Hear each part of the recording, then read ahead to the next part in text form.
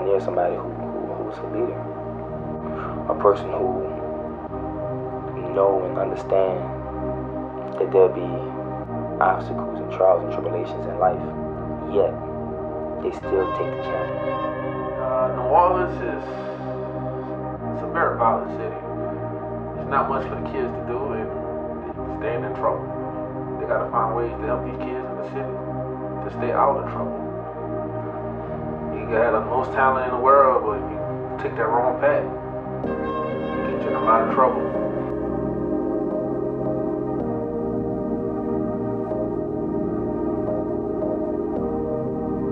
How do you feel about the basketball team? How do I feel about them?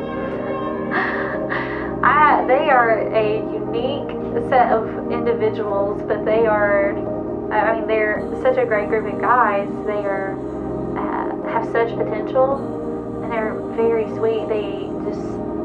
And they're very talented on the court and off the court.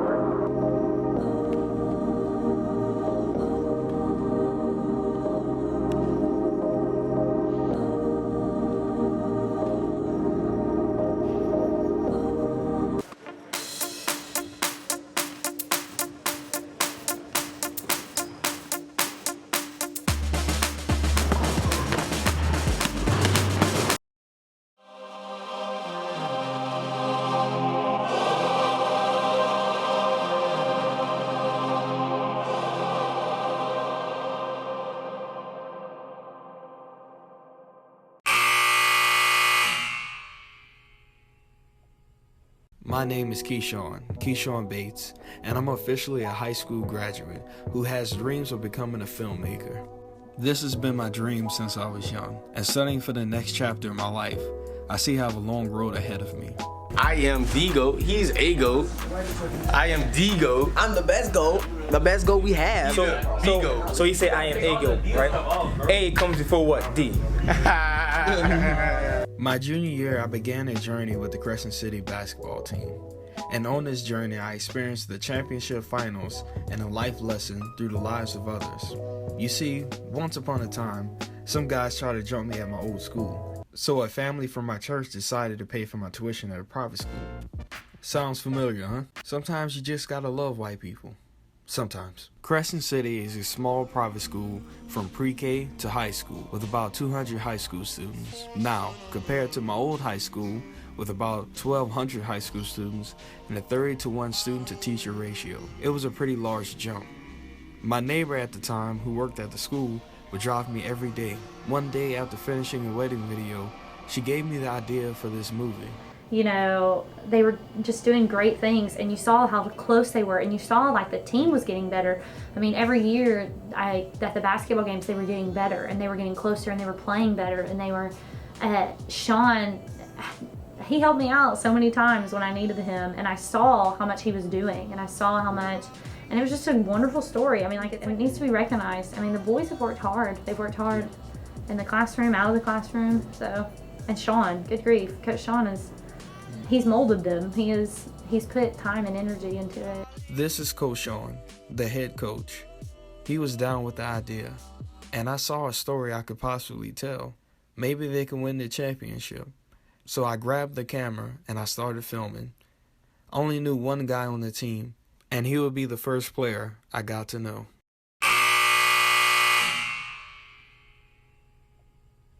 Morning to you live. We got a live feed here coming at you live at 5. Stay tuned. My name is Kaleo Okalani Haoli Ka'o. Kaleo Okalani, it means voice of the heavens. Haoli means happy joy, and Ka'ohu means mist. means mist? Mist. Alright. In case you couldn't tell, there's something different about Khalil. He's from Hawaii. Time in Hawaii, it was just my life. You know, it's where my family was, it's where I was raised, where I grew up. It was the best time of my life. I was a beach bum. That's all I used to do besides play basketball. Just go to the beach, chill with my family. Every birthday, I used to have a barbecue on the beach. And it was just the best time of my life. It was amazing. Warrior, man. Man, he's a consistent kid, man. He's just a kid that anybody would be proud to call him a son. Anybody would be proud to call him a friend. Anybody would be proud to call him a teammate. Any coach would be proud to call him his player. And special kid, man. And the future is so bright for him. They had a dance, but this year they're gonna do something else with like I forgot what it's called. But with the girls, no, yeah, it's a ceremony. You better chef it, love. Don't be a team player, y'all.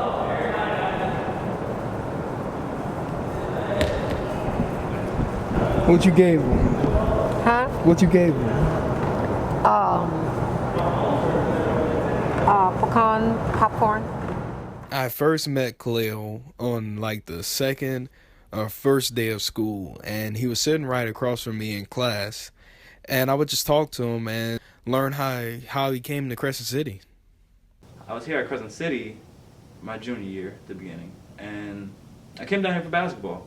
You know, Coach Sean, he saw a couple of my videos thanks to my stepdad, which is a referee, and they got together. I don't know how that all happened, but he told me to call him up. My stepdad told me to call Coach Sean up, and I had a chat with him one day, and he was talking about, hey, you want to come down here to play basketball? And I thought it was an amazing opportunity, go to a private school to play basketball. I was like, that was amazing. So. You sound let down. You let down? No, I wasn't let down at all. My public school, actually, it was a bad school. You know, they didn't have a good basketball team either. So when I came here, Crescent City definitely has a better basketball team than. Khalil would become one of my best friends at the school, but he did way more. He introduced me to the basketball team.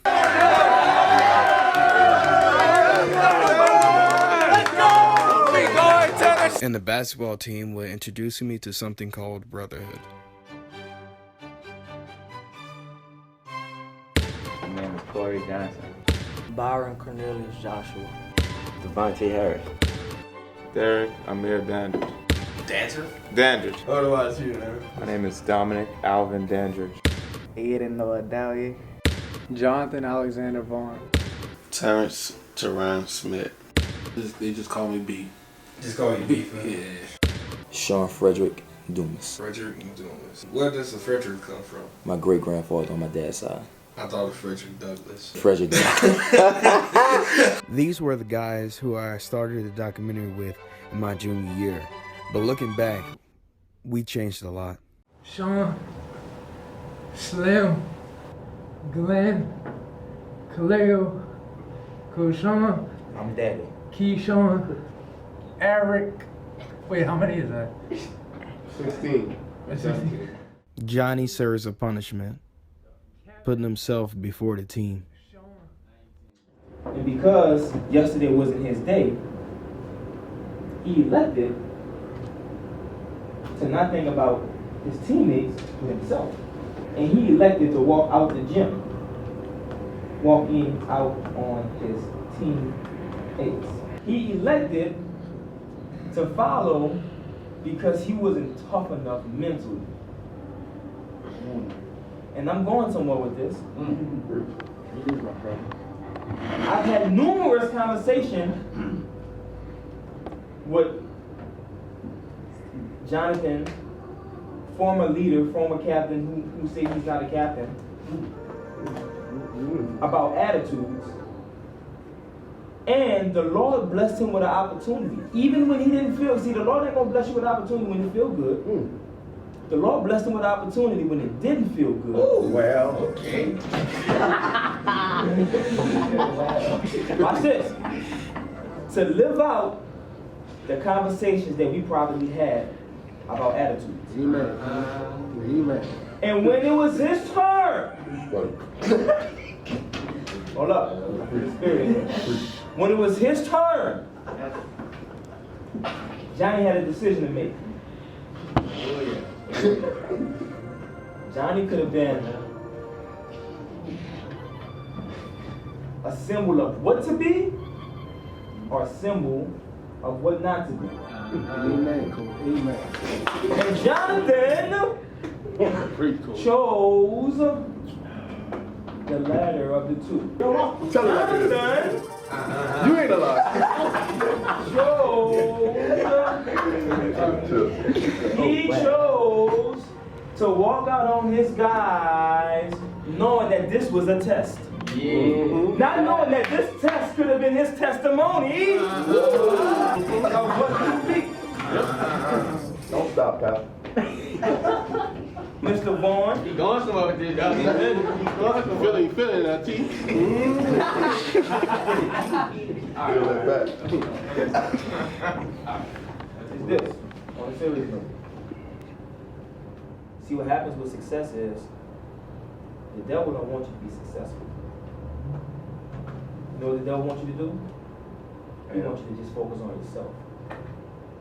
See, the thing about basketball is it's not tennis or it's not golf.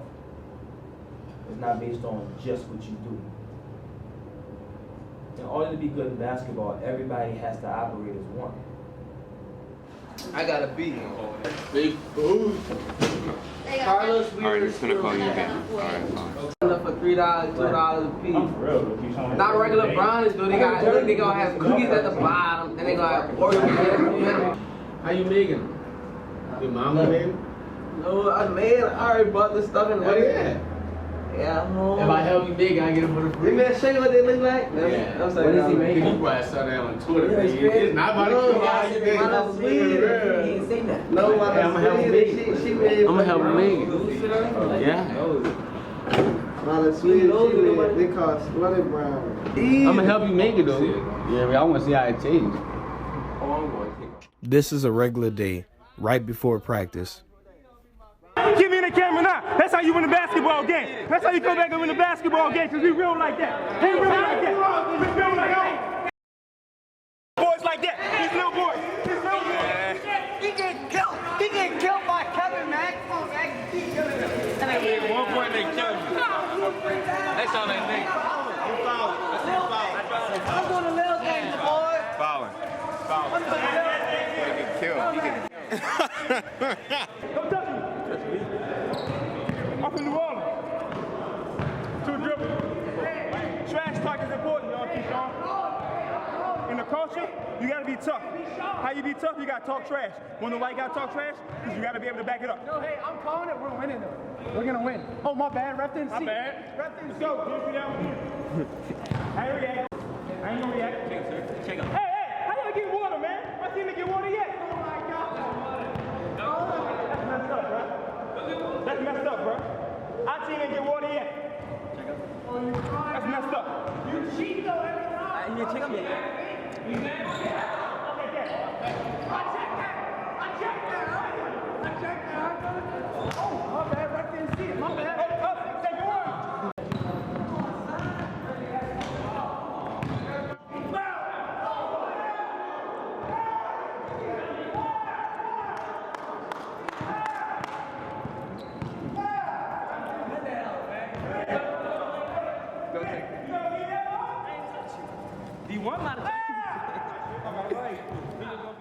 Compared to last year when I first started filming, I could see a difference in the team.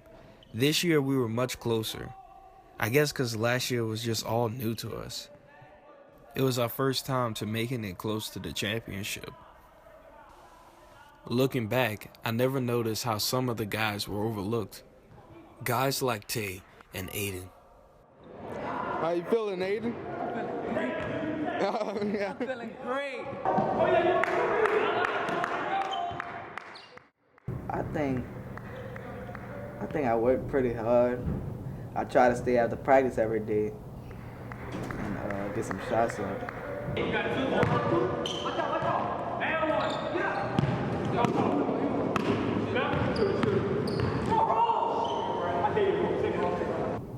What is your response when you want to give up? What is my response? I don't know how to answer that.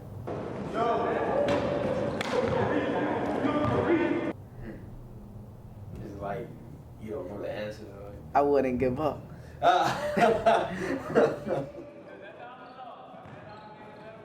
Relentless. Aiden for so long was the little brother that just wasn't good enough. And he always had to prove himself. And his relentlessness allowed him to continue to prove himself time and time again. I believe if Aiden said, I want to be a carpenter, he'd be the best carpenter in the world. I believe if Aiden said, I want to be the next, whatever he say he want to be, he gonna do it. He not gonna let nothing, nobody, no obstacle stop him. That kid is a special kid. He's gonna be special in life because he refused to be denied. He is relentless. That brother that Coach Sean was talking about was Austin. How was it having your brother on the team? I think he pushed me more. Yeah, like if I would be like down at practice, he'll tell me, he'll lead me in the right direction. Austin wasn't the only different person on the team. There were many more. We had Lou, and we had his father, who was an assistant coach. You know, I've had kids that have come to Crescent City and have left. It hurt me because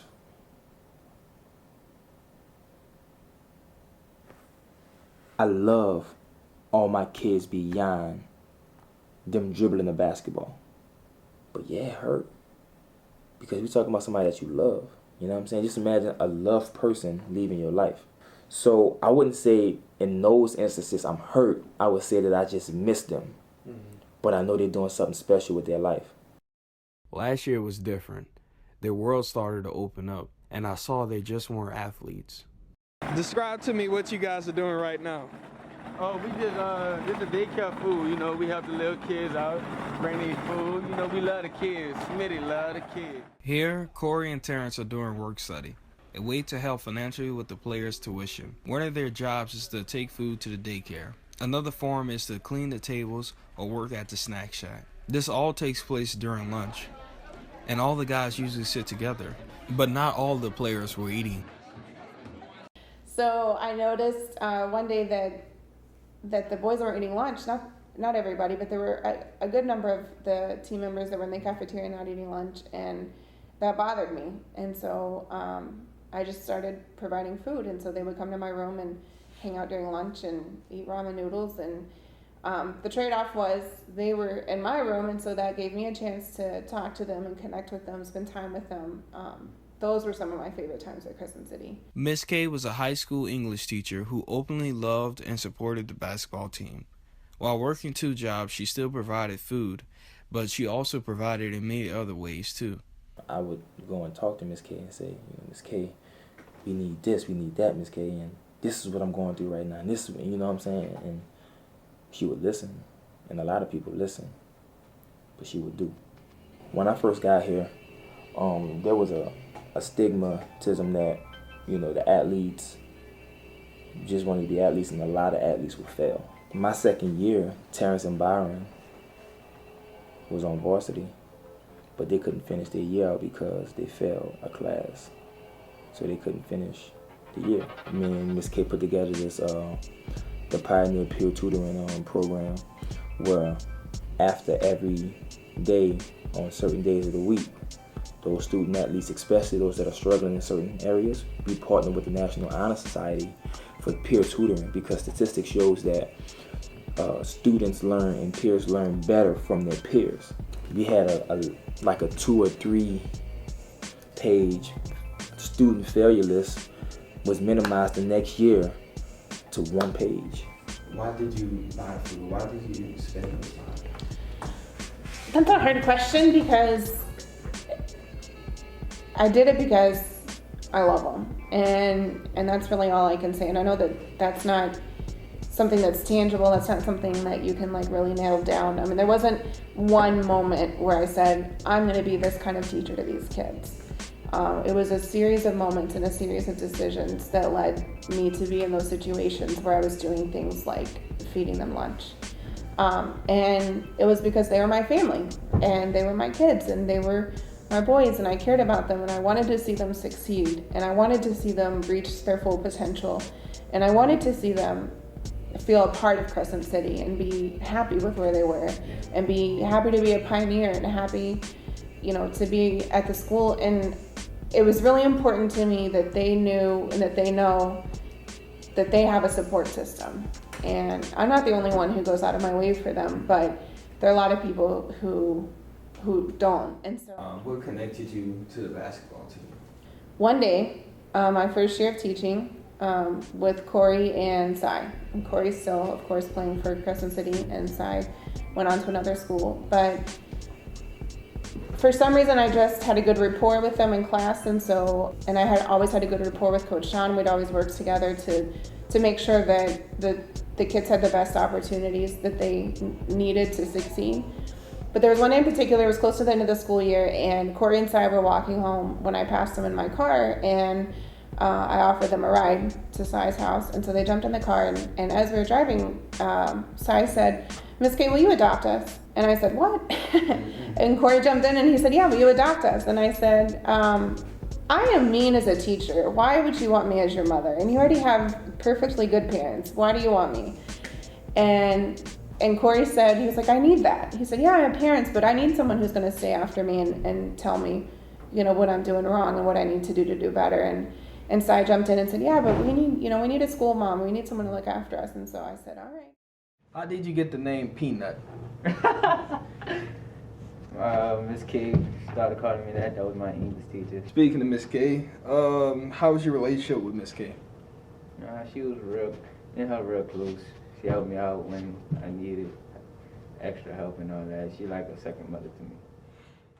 Corey came to Crescent City his 8th grade year. He is now a junior and a leader on the team.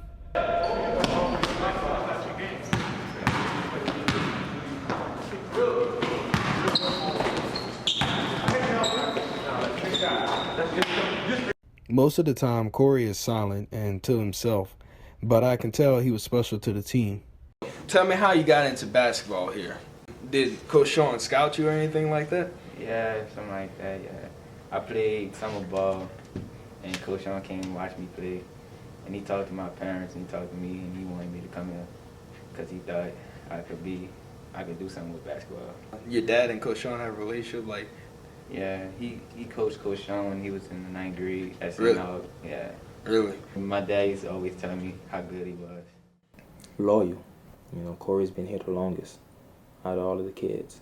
Corey was a kid that I've known since he was a baby, you know, and he had opportunities to just say, "I'm just gonna go by my dad and play for him." But he remained loyal the whole time, and Corey's been here since the 8th grade, and he's been through so much here. He's been through so much here, and that kid is just flat out loyal.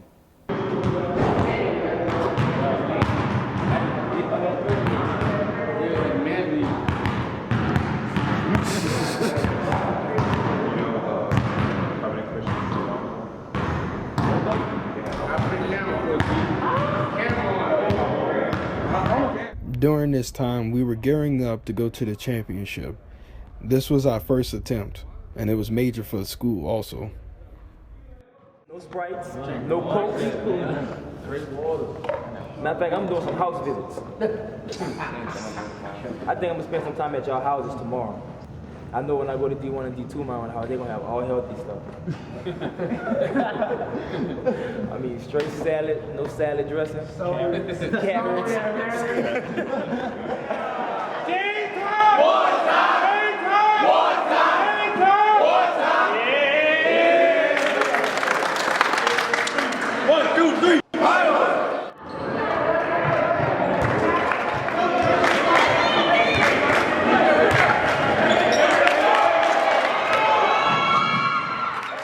Can you go about the process of describing when you have to get up in the morning and all that stuff like that? How does a morning look for you? Oh, it's tiring. Waking up at 5:30 in the morning. Get tired every day.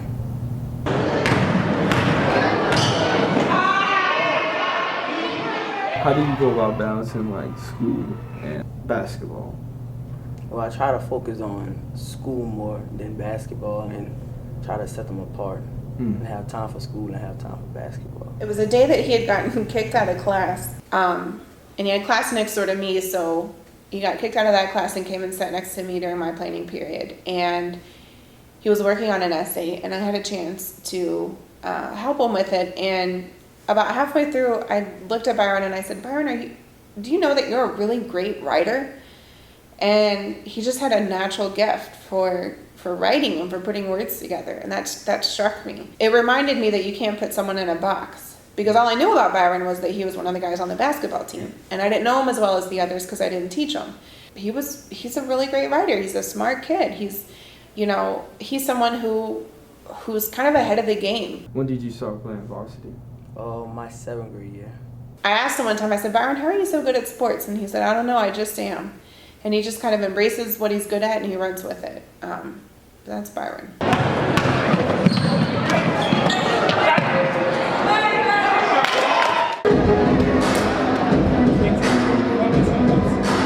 Travel, he was starting stuff for D1. Right, so I'm just saying we got to watch it. All right, that was just the first quarter.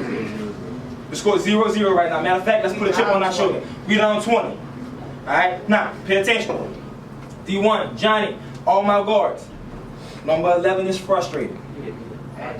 So now they're about to start doing cheap stuff. Keep your head. Do not get undisciplined. All right, we got these guys right where we want them at. Okay, now pay attention.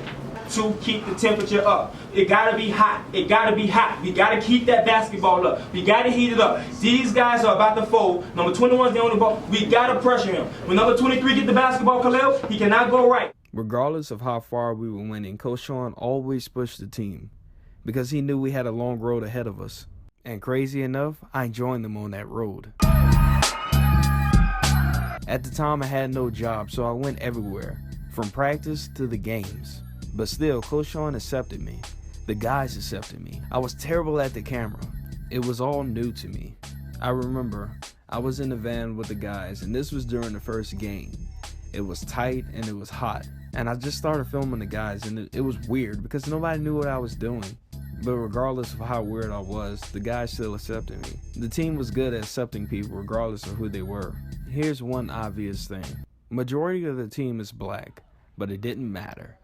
Way forward, number 33. I remember we went to the St. Martin's game. Yeah. And then they went. It was black and white, dude. Mm-hmm. You had an all black team. You had an all white team. And in my head, I was racist. I'm gonna be honest. Yeah. I didn't think white people can play basketball. Mm-hmm. Then you look at some of the greats. What's that guy? Larry Bird. Yeah. Yeah. You had him and stuff like that. But how does it feel being a white player on the team? I mean, those are my brothers. Yeah. So I mean, it doesn't bother me at all. Those are like the guys I go out and work with every day hard. So those are my brothers. It doesn't matter to me. You don't meet too many great kids like that in his lifetime. His mindset is just so different. He wants to do the right thing, and he wants to do well, and he's perfectly capable. But little things, like I remember he would just ask me sometimes in class, Miss K, can I stand up because I'm a little tired and I feel like if I sit at this desk I might fall asleep. And he would stand up in the back of my room. Black, white, mix. It didn't matter. The team accepted everybody. Even the two teammates that didn't attend our school. Coach Sean, I called us into like the little hut or whatever, and he said, well, we can't always remember your first name, so he said, what's a nickname we could give y'all? So I was thinking about it. I said, he could be D1 because he's oldest and tallest. I could be D2 because I'm younger. So those nicknames have stuck since. Do you like the nicknames? Yes. D1's fine. I like it. I like it better. Yes. Like a king. Yes. Like you've been interviewed. D1 and D2 are homeschooled. They live 28 minutes from Crescent City, but they drive faithfully every day to practice. Well, my friend started playing football here, and he said another opportunity to play here was to play basketball or other sports. Crescent City allowed homeschoolers to play, and I really started working out with the football team so I can get my body right, so I can get ready for basketball. Then I heard about my coach camp that was held in August, and that's when I really met him and get a hands-on experience of what he wants to do. Yeah, we was always playing basketball around with our friends. We wanted to start taking it seriously, so we started looking for options. And Crescent City started taking homeschoolers, so we said, why not? And we started going ever since. Do you guys feel like you're a part of Crescent City? Yeah, we feel like it. Like everybody knows who we are. We know pretty much everybody here. Yeah, they always showing love. They gave us a good welcome. Yeah, at first because we were kind of shy. We didn't really know anybody. We didn't talk at all in our first year. Then we got to know them, and they got to accept us. That was nice. Yeah, we started opening up more. Like we was real uptight. We ain't say nothing. Just sit in the corner, do the drills. That's it, and talk to nobody. Remember when I first got D2, I remember laughing at like just some of the comments he'll make. But between him and somebody else, when I talk about him, man, that's one of the hardest working kids I know. I understand that he don't get it on the first try, but he will not give up, and he will go to drastic measures to show you and prove to you that he can do it, that he can accomplish it. D1. Never gave up, never just quit, even when things didn't go his way. He believed in the process, and he believes in the process. You know, I'm choosing to talk about each of these kids' character beyond what they do on the court, because their character will definitely show what they can do on the court. Many times we would get away from school to practice, to get away from distractions, to get away from our environments, to focus on basketball, because for some, that's all they have. And New Orleans it's a very violent city. There's not much for the kids to do, and they staying in trouble. I mean, they got to find ways to help these kids in the city to stay out of trouble. I mean, find jobs, go do something. I mean, I'm tired of seeing young kids getting killed. I mean, we got to find ways to help them. We got to find ways to keep them in school, or work, or send them to the military, or something. They have to do something to keep them out the streets. So that's how I feel about the city. I done lost a lot of friends in the city. Coach B, assistant coach, who faithfully comes to practice every day to coach the guys, and he does this between jobs. In his teenage years, sports was all he had, and it pushed him to go further. Did that in turn drive you to play harder as a player? Yes. Get a free scholarship. Watching my parents struggle. Seeing my parents homeless drive me to be successful, and that's what drive me to be a successful football player. Seeing my parents struggle, that would made me help my parents. I couldn't see them struggle like that. At the time, some of the guys weren't able to play. Tay, who is now a lead man on the team, came from a different school. He was one of those guys who needed to escape from their environment, and Crescent City was a new home for him. Unbelievable. To see what and where this kid come from. To see where I first saw him. When I first saw him, he was on his way to becoming a product of his environment. And God placed it in my heart, become his mentor. But for Tay was just a little bit different. Because for Tay, if he became a product of his environment,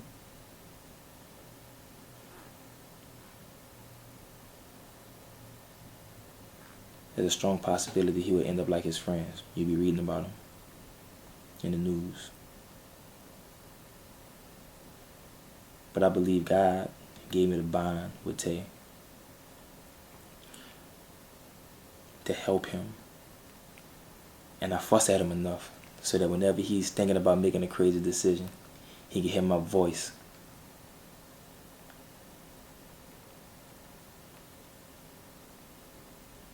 and he can feel the tug of the Holy Spirit. But Devontae, man, I just wish that some people can just see everything he have to endure on a daily basis. And then you'll really get an understanding what it truly means to be blessed. I just feel like everybody can learn from Devontae. Everybody can learn. It's a kid that don't have much, but he has so much. Yet he has everything.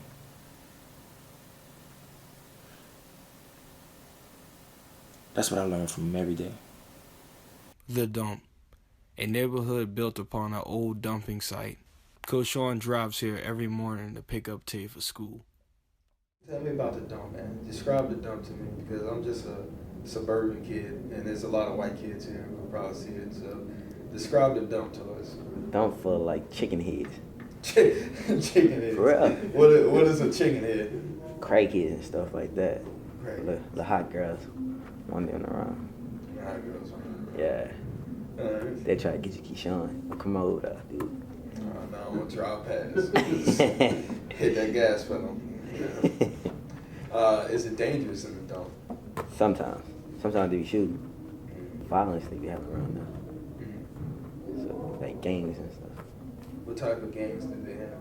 Like young cats, young people want to be gangsters. Who do you live with? Just me, my brother, my grandma. How old is your brother? 18. He's a role model to you or something? No. Why not? Cause I'm like his big brother. And it's been said that you were the man of the house. What do they mean by that? I mean, I took responsibility at a young age because my dad was never around. He's been the man of his household since he was in 8th grade. There was no man. There was no uncle. There was no nothing. It was Devontae and his brother. But it was Devontae. And so him being here is helping Devontae's household become a house of prayer, and helping his siblings become young men and young women who understand and believe in God because they see Devontae and a change in his life. What happened between your mom and your dad? They never got along. Like, they always fuss over petty stuff. And she stabbed him one time because I think he was cheating on her. Where do they live now? My dad lived in Texas and my mom lived around the corner from me. Do you see your mom often? Every day. Yeah. She's supportive in your life? Not really. I mean, no.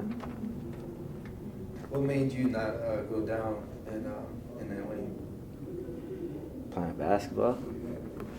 Trying to get out the hood.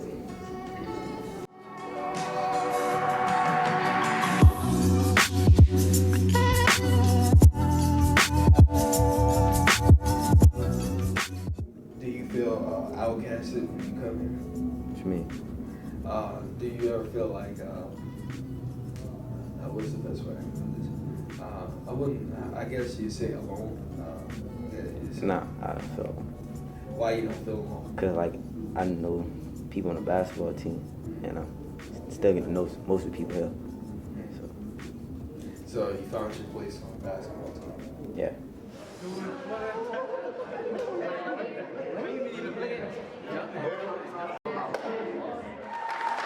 So tonight we encourage each and every one of you guys to come out to help support, to get really, really crazy because we're going to need you guys. I promise we need you guys. We need every single one of you guys in attendance tonight. All right? And from the bottom of our hearts, we want to say thank you to every single one of you guys that's helped support the program by word of mouth, by being there, by saying positive things about us. You guys are awesome. You guys are amazing. So on count of 3, I want you guys to scream Cabin Crazy. This is our last pep rally. We are leaving the city for a game that would determine if we're going to the championship or not. 1, 2, 3! A school that never got its name out there, that never had a chance. It was truly David getting ready for Goliath. But in case you haven't figured it out yet, this was a first-time thing for the school.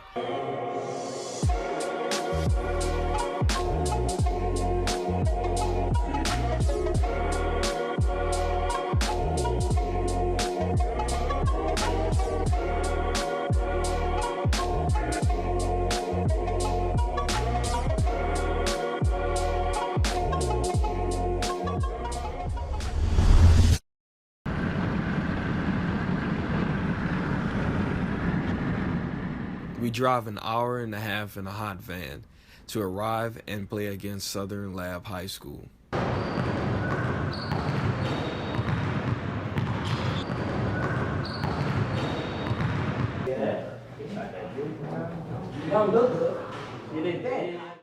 Alright, now, guys, all we gotta do is come out here, guys, alright, and initiate the contact. Initiate the intensity of this basketball game. If we initiate the intensity of this basketball game, guys, alright, these guys are forward. Pressuring us, alright. This guy pop out. Make that pass. This guy post up hard.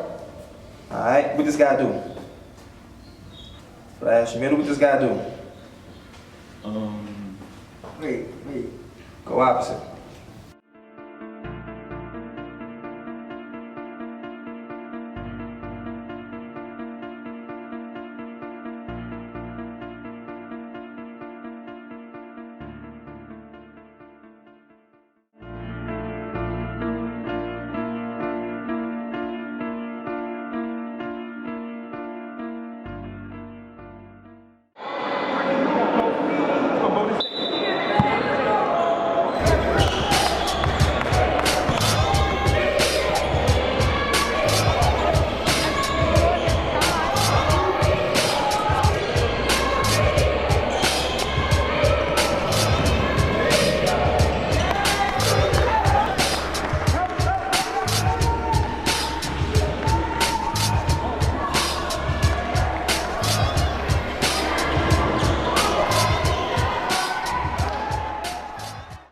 We came into this game confident and ready to play. We played together as a team, and as a team, we went up by 20 points. But that didn't last forever.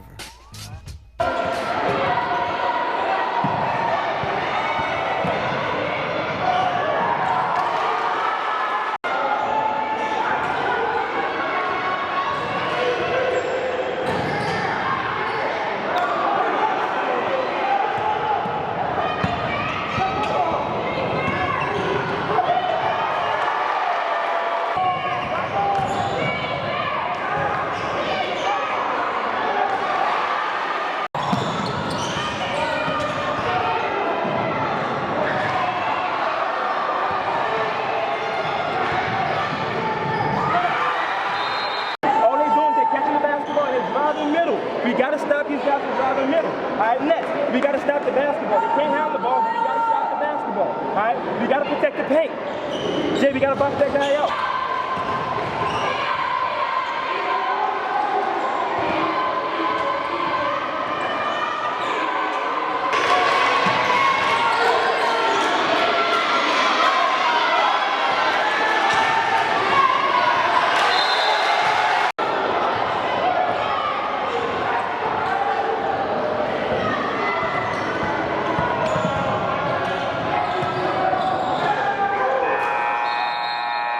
By the time of the second half, we tried to come back, but it was too late.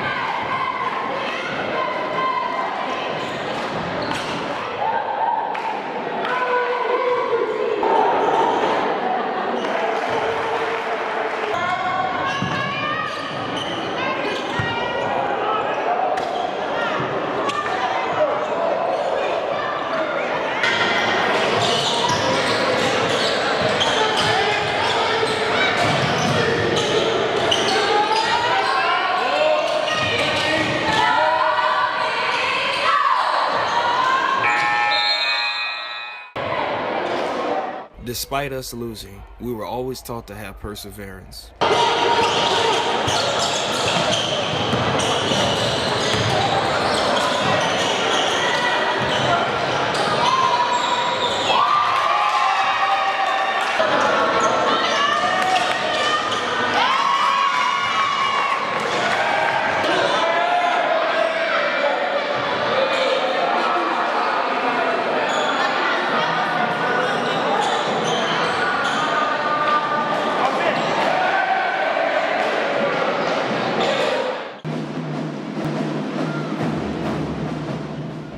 Congratulations, man.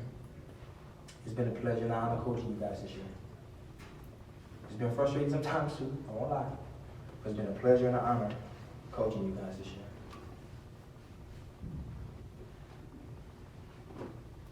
Hopefully you guys feel this way, and you don't like to feel this way ever again. In the next few years, you guys come with something on your mind.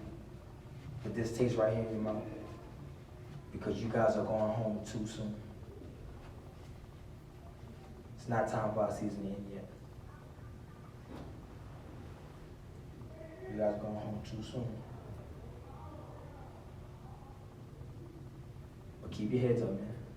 You don't have anything to hang your heads about. You guys had a good season. Inspiration, my vision, it was all gone. And that victorious ending that I once pictured was destroyed. Lou, his dad, Austin, they all left. Miss K left for better opportunities financially. It seemed like things were ending. The season was done, but somehow God wasn't done with us. Tell me about your, personal goals as far as, once you finish off school. Any plans? Yeah, I want to play professional basketball. Right. At the same time, pursue the ministry also at the same time, and get deeper in my relationship with God, and continue to get better as a basketball player, as a person, as an individual. Mimi, my cheat day. It's my cheat day. It's my cheat day. Healthy day. No days off. Good for you. See that?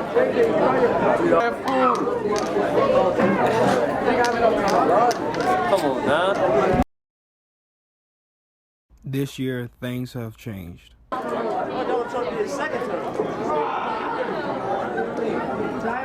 Mainly the new people. Alright, look, Jack, come in the camera. That's hungry man right there. All he do is eat.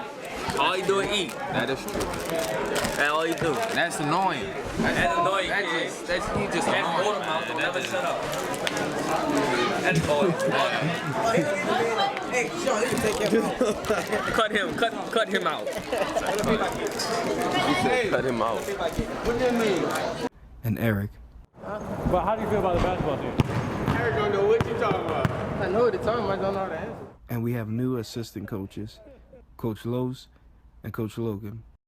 Me and Coach Lowe's was actually working out together at the same time, training for pros. And I knew that if somebody could be in the trenches with me and working hard with me, then he could work hard for me. He brought that same work ethic, to the program. I met Logan through the game of basketball, and I seen a young guy who knew what he wanted to do with his life. And I was in the position to mentor him and help him. What's down, bro? Put me on the look. Schoolwork come first, you dig? Schoolwork always come first. Well, why you doing it at lunch then? This is not homework. This is lunch work. I always got lunch work. I just sent you one. I gotta keep my mind right here. I got work at home, lunch work. I got class work, and I got morning work. This lunch work right now. But one of the biggest differences is a 31-5 game-winning average. This will lead us to greater things, such as the championship games. But before we get into all that, let's pick up where we left off. Terrence, get back in here! Look, they tired of picking up after you people. Now, you don't want to have to do it every day because you're the last person in here, so your friends to pick up their mess. Yeah, I'm up. I told him, I walked to the table and I said, make sure y'all pick y'all stuff up. And the girl said, okay. Why would they listen to you? Oh, wouldn't it? I'm T. Smitty. You dig? And when I catch him tomorrow, you already know. Look at y'all's table. Yeah, we not. Look at your table. That's not trash. That's cheese. But look, put the camera on me. You're going to bleep. You're going to beat these curse words I'm about to say.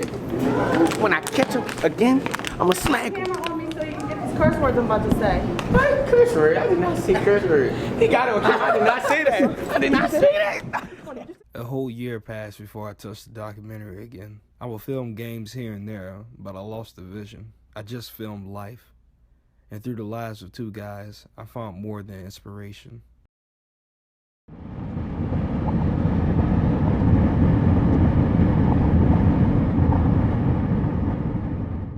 You find wisdom. I spent a day each with Coach Sean and Terrence. One's ambition drives him to a goal that was achieved by the other one. You know, thanks to the Lord and his grandmother's foundation, grandfather foundation, excellent young man. Do you guys think Terrence can make it himself with basketball? Yes, indeed. He's going to. I don't think we know he's going to make it. T. Smitty. Hilarious. Coach Sean, nah, he like a big brother to me. He think he my dad though.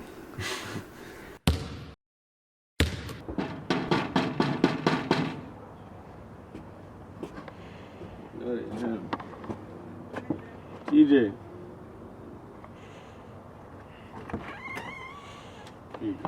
Terrence he just like troops through things. Like I remember being at one of the games and he fell so hard on the ground that I literally like heard his tailbone hit the ground. And I can't even imagine the pain that he was in. And it took him a long time to recover from that. But I never heard one complaint out of Terrence. You know, I mean, he was writhing in a ball of agony on the court. And then a few minutes later, he got up and he hit the bench. And by the end of the night, you know, he wasn't walking around telling people, hey, I cracked my tailbone, you know, playing basketball. It was, you know, he was still kind of looking for what he could do, you know, to support his teammates. And every time I see Terrence, he's got his arm around somebody, or he's patting somebody's back, or he's, you know, pushing someone forward.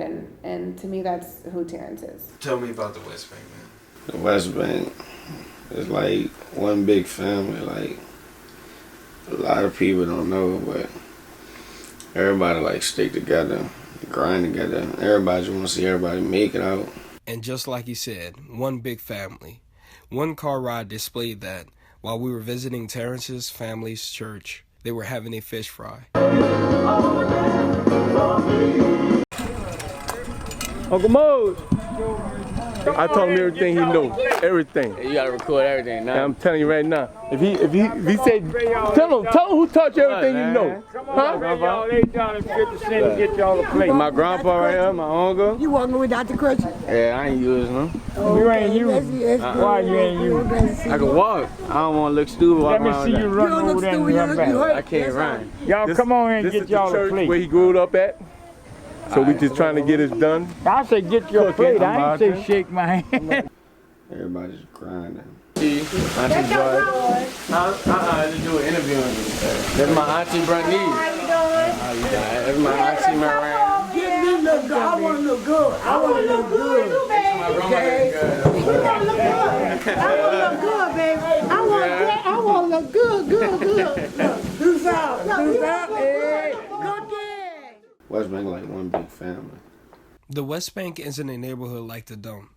Now, here in New Orleans, it is separated into different places, like North Shore, East Bank, West Bank, a place of friends and family. It is a home to Terrence. Still, 35 minutes away from Crescent City, it couldn't keep him away. Coach Don and Miss Kendra. That's my AAU coach and his wife. He helped me out. They knew Coach Sean. Like, we used to practice at Crescent City, and they had a talk. But all my AAU team been going to, you know, Kendrick and Rams, Shadon, Miko, all them went there before me. And we wanted to build something special though. And I was like, I'm down, so all of us went there. We went to Crescent City together. You know, some stuff happened. Everybody wound up leaving, but me, I stayed. I stayed with Coach Sean because I was in a higher grade than them. And like, I didn't want to like go to another school and have to sit out and stuff, so I just stayed at Crescent City. They was telling me that I got this. And like, well, my auntie told me I could build from this because if I stay, I could be the leader of the team, my Crescent City team. And like, and everybody respect me for that. And I think that's what just happened. Everybody respect me for staying and just building the team together. How did your love of basketball develop? You know, what made you be like, all right, this is it. This is what I want to spend my time in. Well, at first it was football, playing football every day with my family, my cousins, friends. But then I was like, everybody played football around here. So I was like, I always played basketball, but I never took it serious until my freshman year at Crescent City. I never took basketball serious. I think I could get a shot at this basketball stuff. Like I think I could do it. Yeah, I just trying to work like Kobe. It was like a little movie, and Kobe just was talking, and he was telling everybody like how hard he worked. He said one time he said after every practice he makes sure he got an ambulance outside just in case he passed out, how hard he be working. So yeah, ever since I heard that, I've been working, trying to work hard. Leadership and family was built at Crescent City, but it all came at a cost. The spark for the love of basketball came from pain. Honestly, as a kid that was, that's been through so much pain, and sometimes as his mentor, I said, how does he keep a smile on his face? Then I started playing sports when my mom passed. I didn't play sports when my mom was living. Like I said, my mom was bored. I was always under her. Never played a sport. And like at her funeral, my auntie came up to me and she asked me. No, it was at the repast. My auntie came up to me and she asked me, do I want to play sports? And I was like, yeah, ain't nothing else to do. And I started running track. That was the first thing I ever did was run track. Then I got introduced to all the other stuff. How did your mom pass away? They say heart attack. I know she was stressed out. Like a couple days before she passed, I just know she was stressed. She wasn't acting the same. She kept telling people she was feeling a little sick. And man, one day I knew something was wrong. The day she died, I knew something was wrong because she told me not to go to school. And she never told me that. She told me not to go to school. She told me stay home with her. I was like, okay. I was in 3rd grade. And she said, stay home. I was like, okay. So we all stayed here. We was on the sofa in the front. We was in the front. And she was like, go call grandma. She not feeling good. I went to go call my grandma, and she was like, call the ambulance and stuff. She was sweating. And everybody was going crazy. They didn't know what was going on. Then the ambulance came, and they took her. Nobody knew it was nothing serious though, until we got in the hospital, and they came back and told us that she had passed. It was shocking to everybody though. It was I guess I was the only one that actually knew, but I was too young. I knew that whole week she wasn't acting the same. She wasn't feeling good and stuff like that. So the whole week I knew that. I don't think everybody else knew. And what about that tattoo right there? That's just my mom, man. Yeah. After his mom passed, my mother and I became the sole provider for him. We did everything that we could, not just for him, but his other siblings too. Mm-hmm. That wasn't the only death that Terrence experienced. They were the murders of his cousins, Tank and Nemo. And my cousin Tank, the one that got killed when we got off the bus. my cousin Tank. She died after we got off a party bus. And I lost my little cousin Nemo. I lost a lot of people though. These are people I just lost recently. But as I was growing up, I lost a lot of people. Like friends, family, everything. I lost a lot of people. Lost my mom, but my mom caught a heart attack. But lost my cousins to guns, a lot of gun violence. But my cousin Nemo was only 10 months, and he got shot multiple times. So yeah, I lost a lot of people. 10 months what? Yeah, 10 months. 10 months old? Yeah, just 10 months old. He just made one yesterday. He made one yesterday. Well, somebody ran up in my house, and the guy just started shooting. And the bullets just went to my little cousin. Right after I left, all that happened. Right after I left out the house, that happened. I said, how does he keep a smile on his face? And it's amazing because I know it's not about his own authority. It's not about my authority. But I know that God is God's doing somewhere around. That kid can keep a smile on his face even while going through all he's been through in his life. Great young man. Terrence's closest cousins have high goals for him. Goals that will help him out of this oppression. Have you guys seen the progression in his skill as a basketball player from when he was young until what he is now? Yeah. Yeah. I mean, he always was good, but he was junk at first. But he a dog right now. Yeah, he got better as he got older and stuff like that. Do you guys think Terrence can make it himself with basketball? Yeah. Yes, indeed. He going to. I don't think we know he going to make it. Yes. That progress was helped by Coach Sean. His former AU coach told him to trust Coach Sean. And with trust, Coach Sean helped, trained, and mentored Terrence on another level. You know, that made me trust him. He did a couple things. Like, he got me better. He told me he was going to get me better. And he did just that. And I just started trusting him. When did you and Coach Sean first meet? If you remember. I think it was the summer before my freshman year. I had a game at Crescent City, an AAU tournament, Super 60, and he came to talk to me after the game. I can't remember what he was saying though, because I was young. It was in 2014. I can't remember. When I first met Sean, was doing one of his AAU games. Coach Sean, he was like, "Which one is yours?" I said, "That's 24." I said, "That's my nephew." He's like, let me bring that boy to me. Bring that boy to me. And I'll never forget it. He was the only coach out of everybody that asked me. Sean, the Curtis, the Rumbles.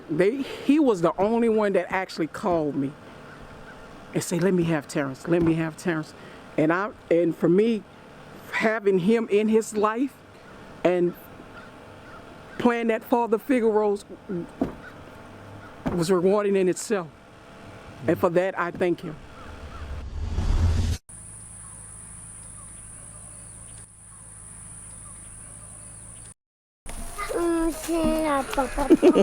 You don't want to be on camera. May I ask you a few questions? Sure. So, tell me about Coach Sean when he was younger. Coach Sean when he was younger. Wouldn't keep still for anything. Yeah? Yep. When he was very small, grabbed the football and like he had it all his life. Played football when he was a little young boy, you know. Was very active. Sean Dumas. We know him as Coach Sean. I love Coach Sean. He's more of that person I want to be. He's like my basketball coach. He's like a mentor, and then he basically takes care of us. I mean, you think about it. We stay here until nighttime every night. But yeah, he stays with us. He could go home if he wanted to. I don't see a lot of other schools. I mean, I do, but not many schools work as hard as we do, and he stays here with us. So it's like he's doing the work with us. But he is more than a coach. He is a family man, a man of faith, a man of wisdom. It can all be summed up when I came to realize that he is a pioneer, not only to the team, but to me. You see, Coach Sean had the basketball dream all laid out for him, with the NBA or playing overseas. Many things other people wish for, but he gave it up. He gave it all up for God. I arrived with Coach Sean and his daughter Haven to his grandma's house for Thanksgiving. His wife Brittany's at her mother's house and they will meet up later that day. Yep. Hey, Sean. Hey, this is Sean. How you doing, man? This my dad. All right. Good to meet you. Hey, baby. Give me my big hug. Oh, yeah. You got your brother? Through today, I saw that family is important to Coach Sean and shaped him to who he is today. They never let me quit. I was never allowed to quit. I played football my 8th grade year for a park. And I promise I think I broke my collarbone. I had a bone sticking out my collarbone. I got home and my mom was like, you wanna go to the hospital? My dad said, do 10 push-ups. I did 10 push-ups. My dad said, man, you all right.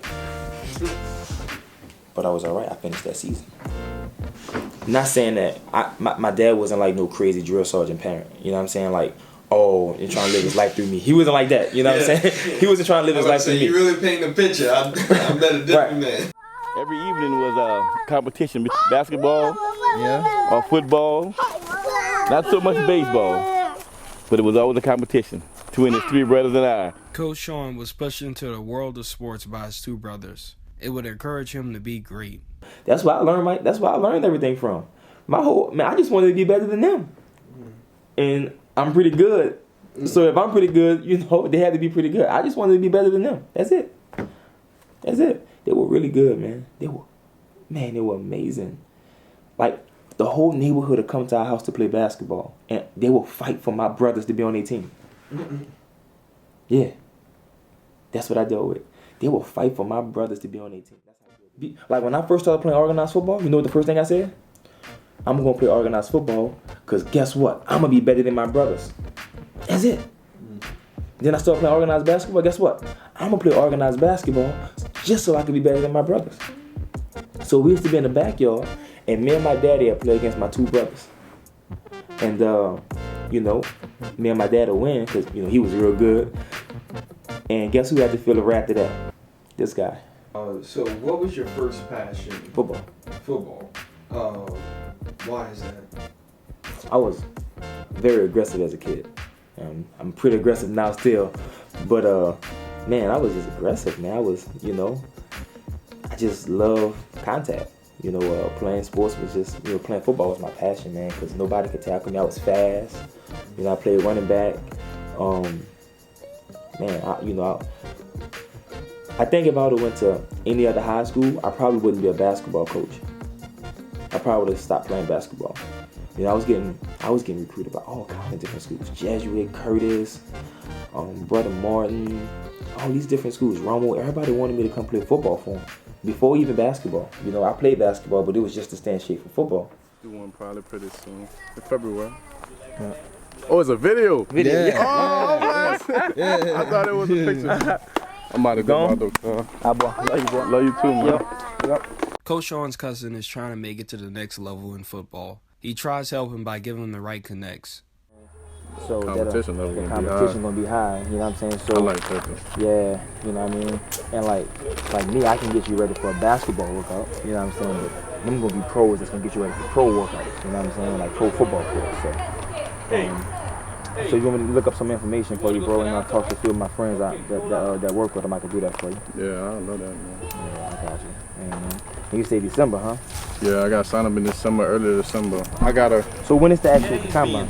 It's gonna be in February. Oh, you got some time then. Yeah, but I don't want to look at it like that. Yeah, you got some time then, but you gotta grind every day. Yeah. I'm on it now. Yeah. Well, after Thanksgiving. Yeah. You know how that goes after Thanksgiving.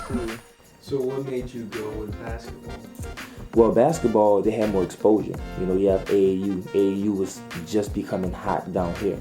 And, you know, when I played both, but I started excelling in basketball more because there's more opportunity. You know, you have summer league and all that stuff. And so a lot of scouts saw me and they were just like impressed with me.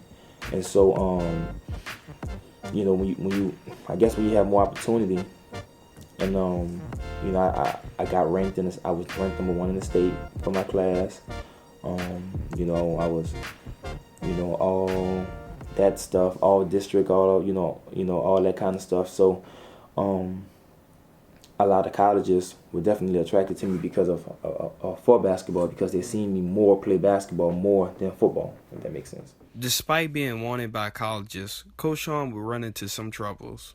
So, like I told you, I was getting recruited by a lot of different universities, and they all fell off me because I didn't have the grades. Sports wasn't a sidekick, and school wasn't a primary.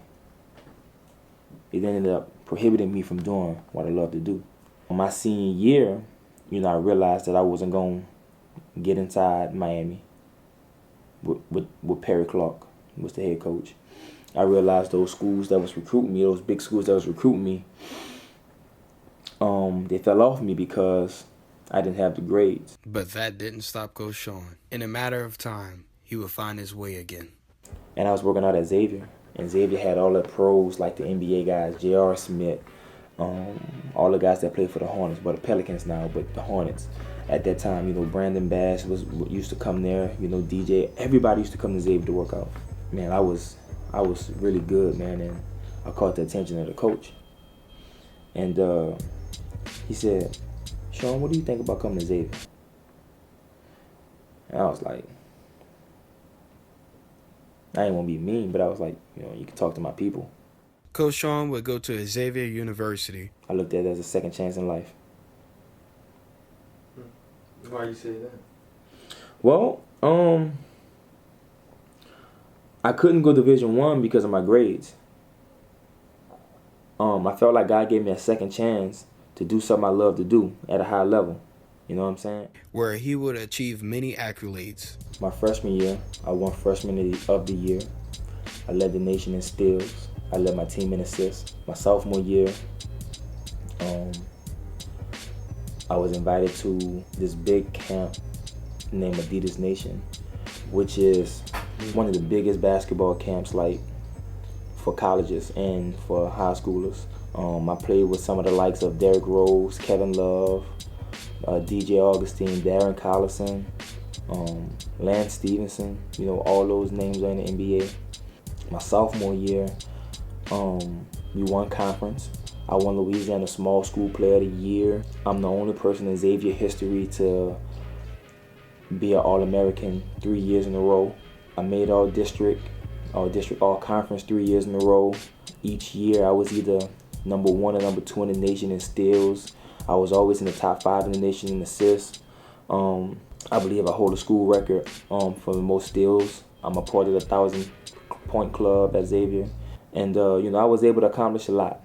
You know, I'm one of the only guys at Xavier who definitely had, you know, NBA scouts sitting in the bleachers to watch them. All right. God is good. I just wanted to make sure that my mom and my dad could be proud of my life.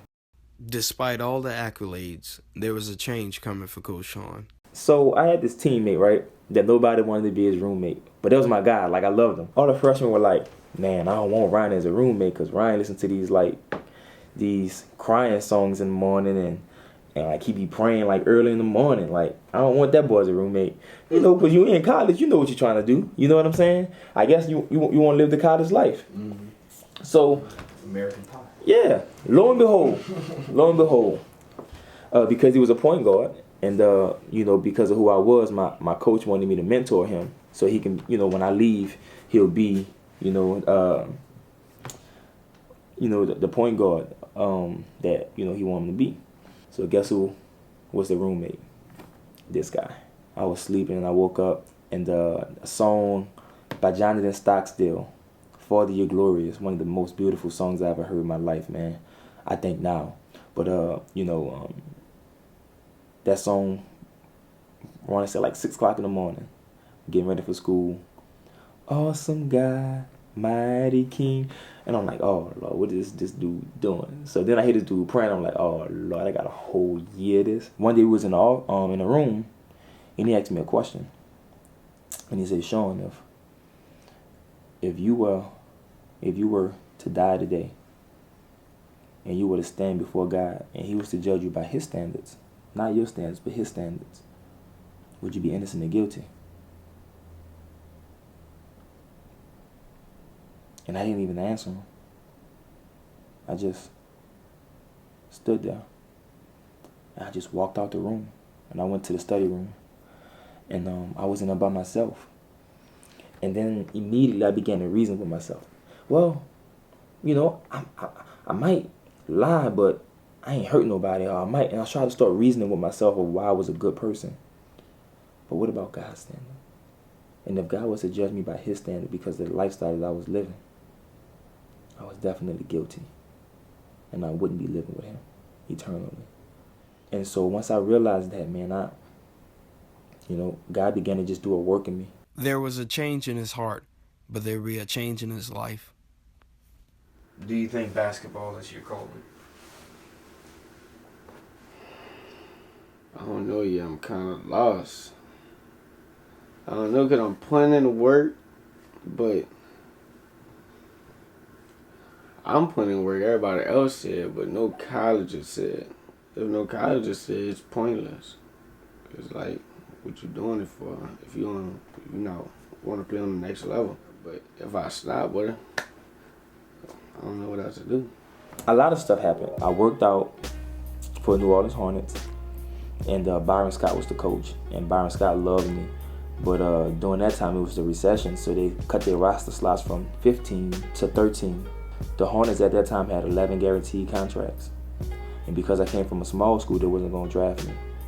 But he was like, man, you need to be on somebody's team. I worked out for a couple more teams. I was getting ready to go to Israel to play for McAfee. It's a team in Israel, making $250,000 a year. My agent was getting ready, and the coach was getting ready to ink the deal. My agent had a heart attack. I missed out on that opportunity. Had different opportunities that just kept sliding by and slipping through the cracks. And then I started working out for the D-League.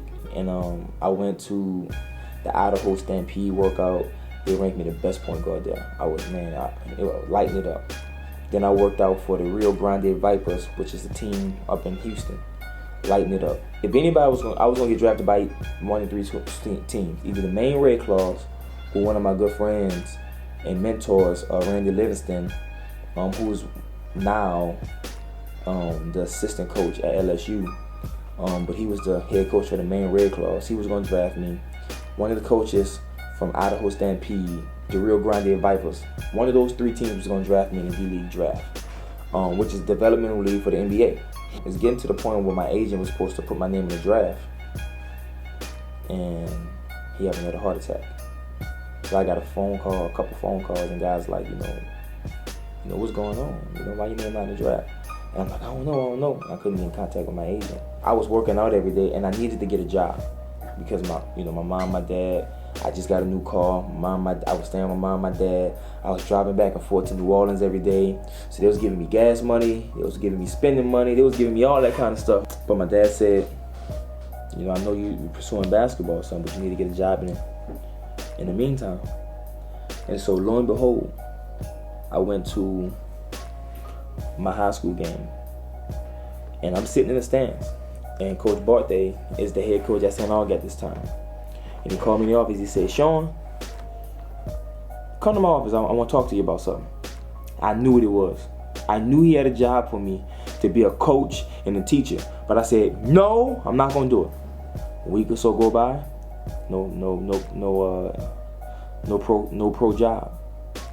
So my dad needed me to, start helping out. So I went to St. Aug, offered me a job. I took it. This is how it works. I'm teaching world geography. I'm in class. I get a call from Mexico. Coach Marlon Terrell called me. He said, Sean, you ready? I said, Coach, I'm ready. He said, I got a job for you in Mexico right now. You got your passport? I said, I can go get it expedited today. He said, all right. I said, I'm going to call you as soon as I get out of class. Never called him back. Never called him back. That whole time I was in the classroom, the Lord put on my heart. And I believe the Holy Spirit began to work on my heart. This is what I called you to do. This is what I called you to do. To be a mentor for young men and young women so that they can know me. So that they won't just scratch the surface with me, but they can want to go deeper and know who I am and know my purpose for their life.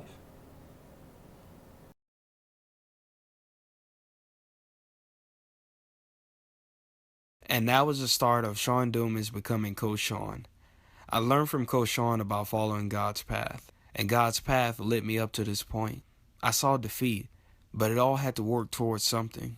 My questions were, why did God have me come to Crescent City? Why did I have to tell this story? And what was the story?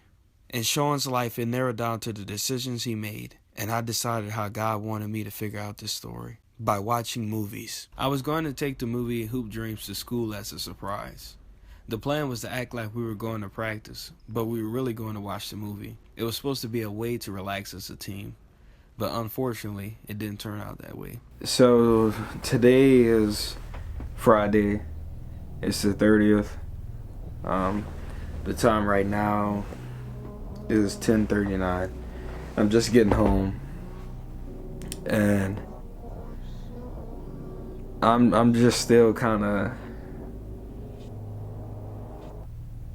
I'm still just kind of confused and kind of dazed. One thing that I really noticed about the documentary Hoop Dreams was things could just change just by a second, you know. It's crazy. Corey's mom passed away today. Corey was taking it hard, but I just wanted to be there for him because I've been through that situation. Like, I lost my mom too. So I just was doing everything to try to make him feel better. I was telling him, like, the stuff, how to get through this. Like, how to just be closer to your sister and just pray, talk to God and stuff like that. But my first reaction was shocking because she was just at our game. The day before, 2 days before, she was at our game, and I was talking to her. I didn't know she was that down. She looked great to me, but I don't know. I was just shocked. Yesterday was probably the toughest experience I had to endure as a basketball coach, as a mentor, and as a teacher. I've been through some crazy stuff.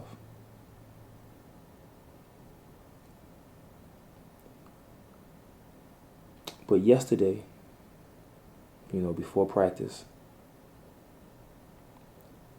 one of my young men, one of my players, mom passed away right before practice.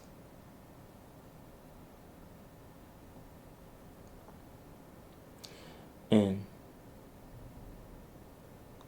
I had to get him to the hospital, knowing the situation, and not tell him. There wasn't many words I can really say to make him feel better, because there was nothing I can say. He lost his mom. We thought we was coming to watch Hoop Dreams to get us closer as a team function, but God had a different plan to give us a new purpose. Mm-hmm. You know what I'm saying? Give us a new meaning, and give us a new desire. You know what I'm saying? To first of all grow closer, and him to grow closer as a team, and to play with a different passion.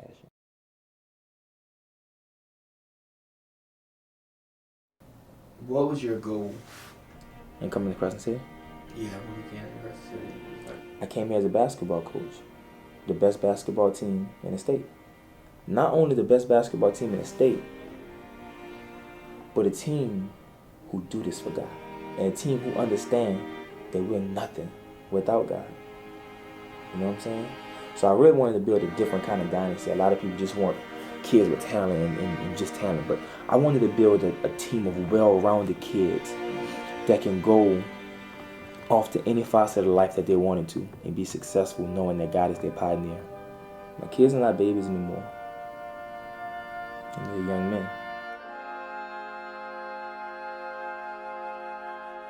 36 games later, 31 wins, and 5 losses. We arrived to this point for a reason. It wasn't for us anymore. It was for the school, our families, and the ones lost along the way. And most importantly, God. We hit practice early that morning because we have a game that night. If we win this game, we will be closer to calling ourselves state champs. Our opponent was Grace Christian. We barely beat them in the past, but all I knew was we had to have faith, even if we were down, because our paths weren't at a dead end.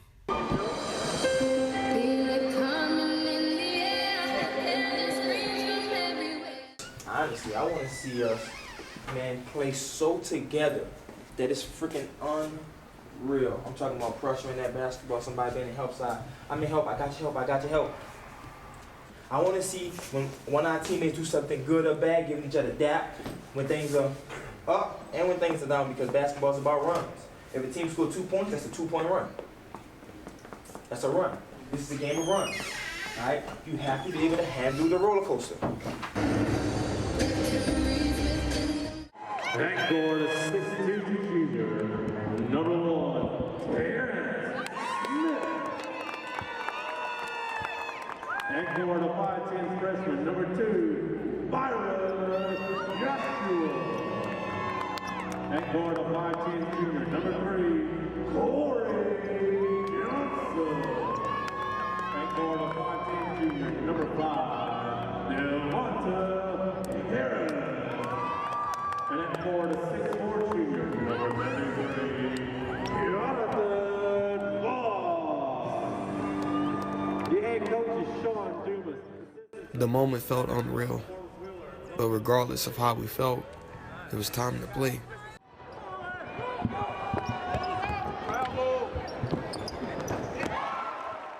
Like Coach Sean said, the game of basketball is like a roller coaster, and this game was a prime example. Our opponent, Grace Christian, comes out swinging, and we rely on making our points through layups and free throws.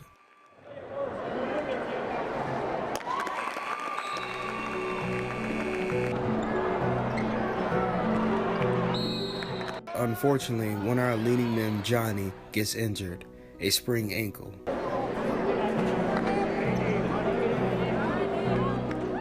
Doubt would creep in, but we wouldn't give up. We would still have faith.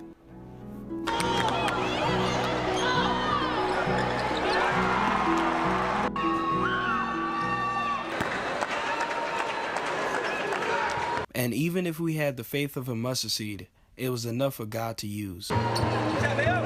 D1 picks up where Johnny left off.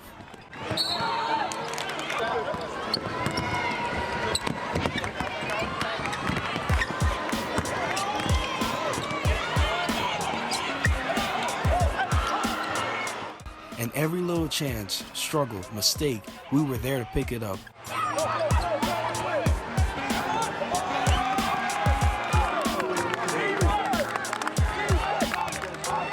And repeat, we did it again.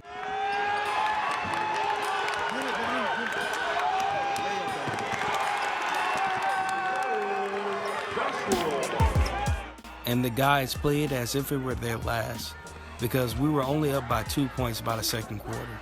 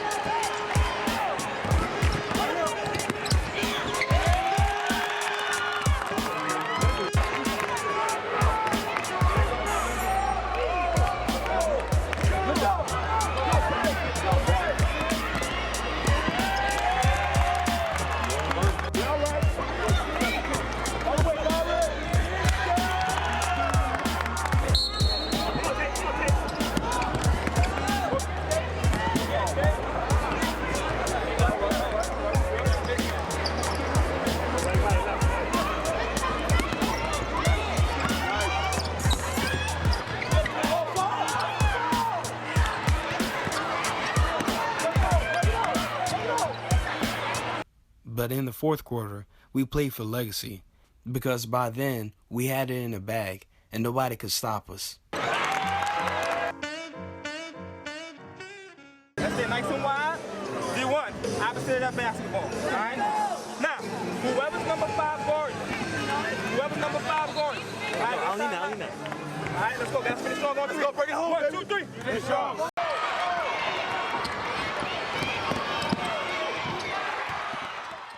They tried coming back, but they just didn't have it like that.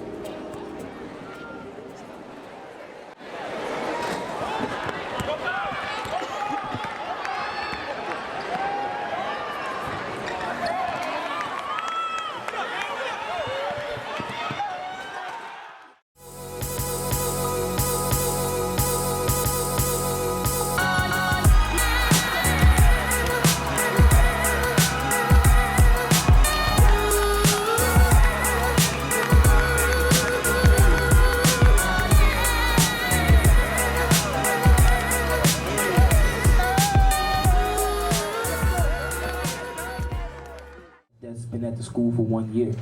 You know, last year we honestly thought that we could make a good push, and we fell short in the second round of Southern Lab, and so this year we remembered how that feeling felt, and so I just think that it was an unbelievable job that the guys just came into the school, the first day of school ready to rock and roll. Talk about the fourth quarter that you really took over. Coach just told me to keep my head up because I was in foul trouble, and I let the game come to me. And I just went out and played my hardest. How's it feel to be, one win from state title? What was it like just playing here today, period? Felt great. The atmosphere was great. It was just awesome. I felt like I was in a college arena. It felt great because we never got a chance to get here, and we finally got our chance, and we just loved it. And we trusted the process. What do you think the difference was in the second half? We just stuck to our principles, and we did everything that Coach asked us. We followed through it. Once we got to the quarterfinals, I talked to the guys and I said, this is something, guys, that has never been done. And I always talk to the guys about leaving a legacy. We all leaving a legacy, whether we want to or not. And these guys have made history for our school, for their families, for God. And these guys don't take that lightly, and I get on them every day from 6 a.m. practices, 5 a.m. practices, and they answer the call, it's just amazing. It's a historical event, but, we're not finished yet.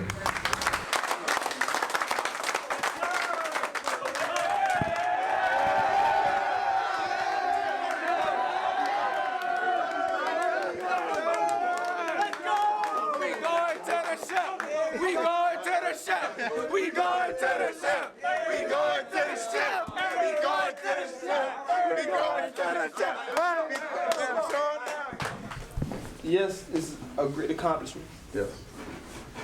But it's only half the battle. Yes, sir. We can't be content with just going. We got to go there knowing. We got one more game. One more game! Sir! We got to win that thing, fellas. We got to win this thing, fellas. Guys, I told y'all from the beginning that if you just believe, love, and trust, that God will take care of the rest. And there were some times in this game where faith was tested. But then you guys remembered how much you loved each other. One of our players went down big time. And when you came to play basketball. This is rubberish. If all we want to do is win this championship, that's rubberish. See, that can't just be the goal to win the championship. The goal first has to be to love each other and play for God. Everything else will take care of itself. And you guys showed that today. I'm proud of you guys, man. Give yourself 3 claps. Give yourself 4 claps. Pio basketball, man. Pio Nation, stand up, baby. Stand up!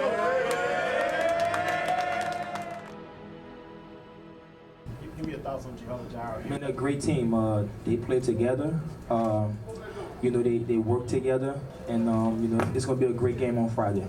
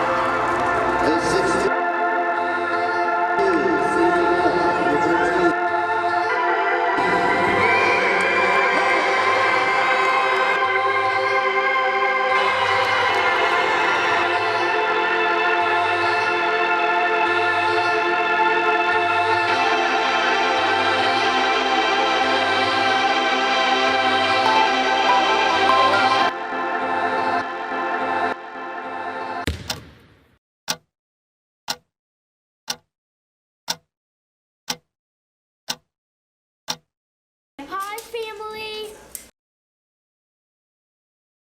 We come back home after our last game. It is finals week at school, but our anxiety didn't come from the exams. It was like last year. The school was hyped all over us again, but deep down inside, I wondered, will we have the same outcome? Well, guys, we just wanted to come in here, and everybody, the basketball team wanted to come see you guys. They wanted to see who's been praying for them. They wanted to see who's been rooting for them long distance, guys. We're getting ready to gear up for the championship game, and we wanted to come and just give you guys some love, slap hands with you guys, hug you guys, smile with you guys, and have a little fun with you guys. That's cool with y'all?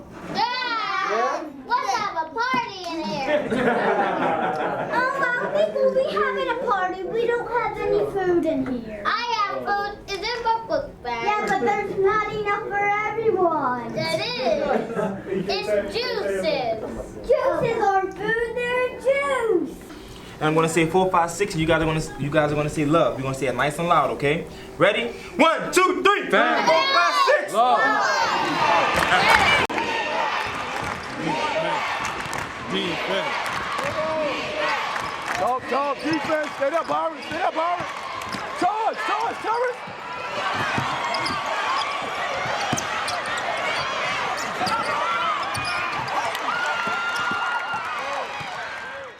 The final game was a game of runs. Both teams did a great job of making it difficult to play the game. Early in the game, we got into foul trouble, which stopped us from playing aggressive, and that's how we play.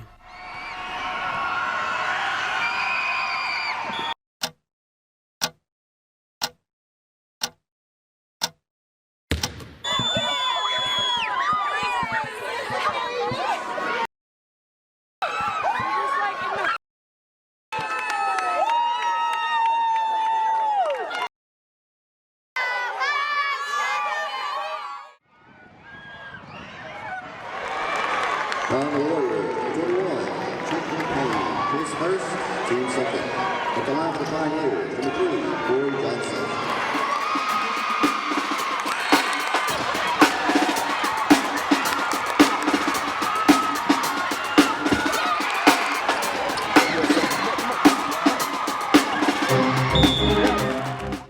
By the second half, we responded to their run.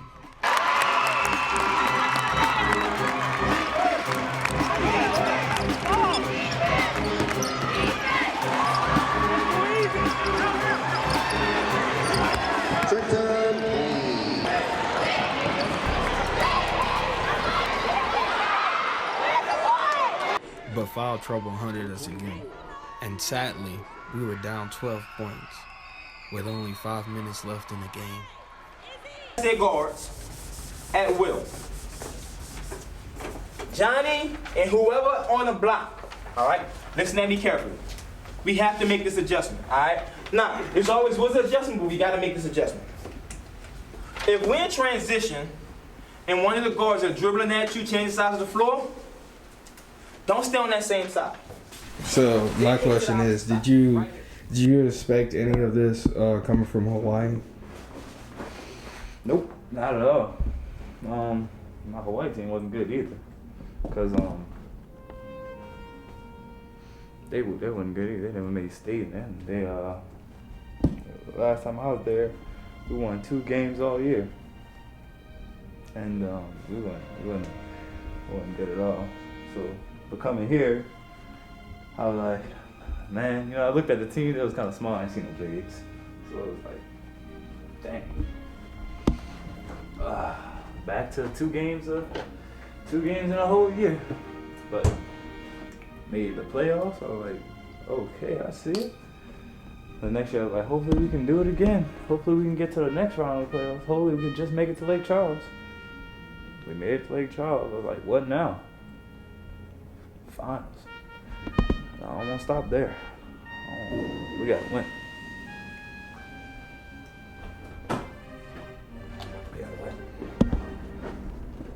I wouldn't go in there for about 30 to 45 minutes. How you feeling? Hey, baby, about to get this ring, man. About to bring it home for the whole Crescent City. I ain't finished yet, but as I'm sitting there talking to my brother, minding my business, right? I'm chilling, leaning to the right a little bit. You know how Coach got a little swagger about himself, right? Yeah. So I'm leaning to the right, and one of the dudes looked me in my eye, and I look him back. Now, I always like to look y'all in the eye because I'm trying to see what kind of eye the tiger you have. So guess what? He looked away, right? And immediately when he looked away, I knew. I got it. Now watch this. It got to the point where he walked all the way to the door, and then he looked back, and then he mumbled a curse word. All right? And I was like, word? Then this coach came by, and this coach, looking a little arrogant, looked me in my eye. But guess what? He looked away. That's when I knew I had him. You know what I'm saying? I knew I had him. So look, long story short, guys, we got a 32-minute fight, and we got to swing first, second, third, fourth, fifth, sixth, seventh, eighth, 32 times for 32 minutes because we do this. Y'all feel where I'm coming from? Let's go get it, guys. Hey, man, we love each other. Yep. We there for each other. Family on 3. 1, 2, 3.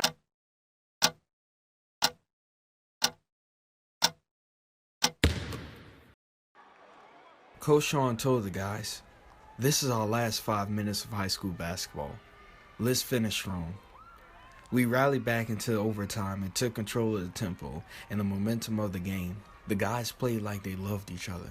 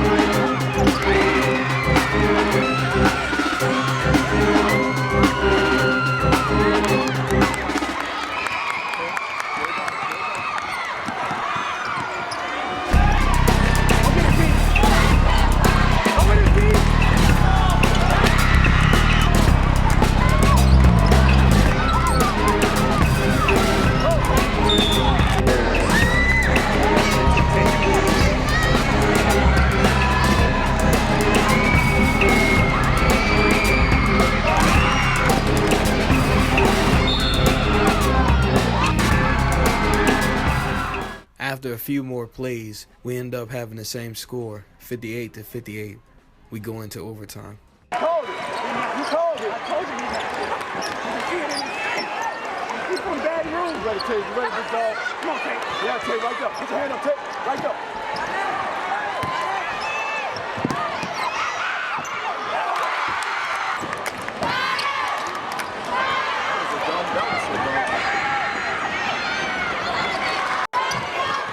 It was my senior year, and not all seniors experienced what I experienced.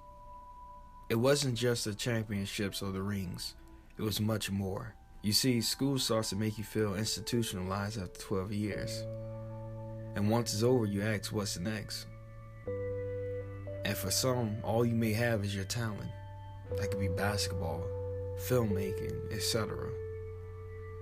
So when I switched schools and started to hang around guys who I usually wouldn't, the basketball team, I wouldn't have hung with them.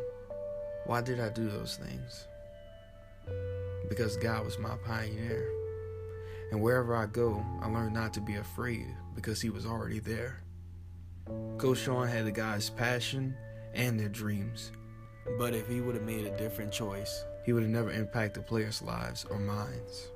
Or most importantly, God would have never brought us to this moment.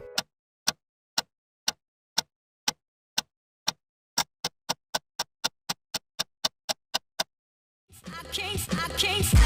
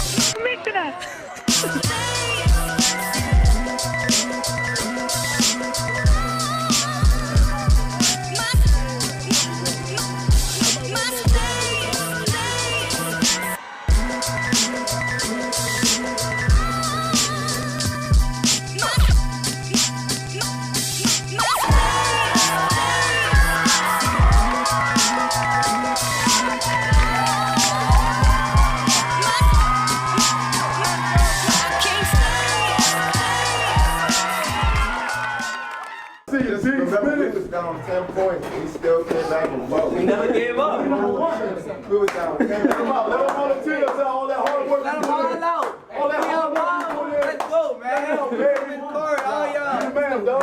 Good job. Hey. Down for moms right there. Oh, look at that beautiful. Down for moms right there. Hey, man, y'all earned this. Down for moms right there. Down for moms right there. All right? Down for moms right there. Let's go, man. Down for moms right there. Everybody have a seat. Man, we went through so much this year. Woo! Oh, we went through so much. Let them out,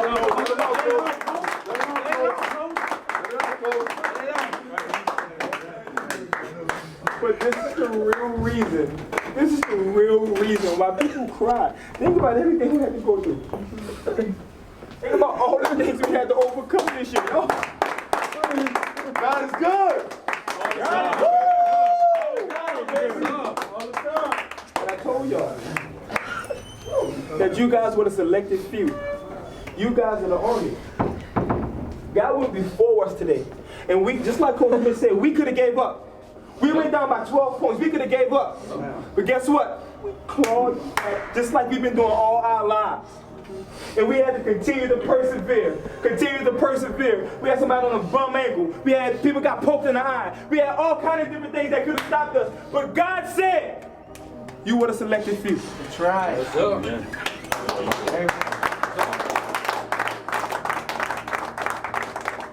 Now, this is the only game I'm going to tell you to enjoy for 48 hours. 48? What does being a pioneer mean to you? Pioneer to me is a person who's fight through adversity and perseverance.